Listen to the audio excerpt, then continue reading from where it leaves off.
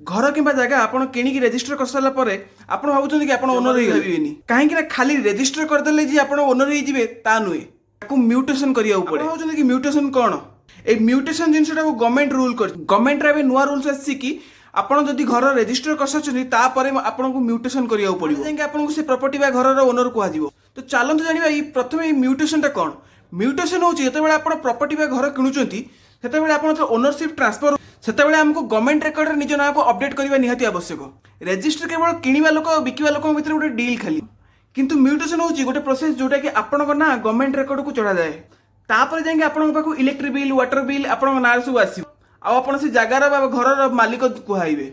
तो ए म्यूटेशन टा केमिति करा जाए ना आपनकर जो रजिस्टर 30 दिन भितर आपण अप्लाई करिवे म्यूटेशन पई आउ आपन डॉक्यूमेंट कौन सब दरकार ना आपन रजिस्टर पेपर आधार कार्ड आउ प्रॉपर्टी टैक्स पेपर आउ जदि एनओसी दरकार हुए ताले आपन एनओसी देबे भी मध्य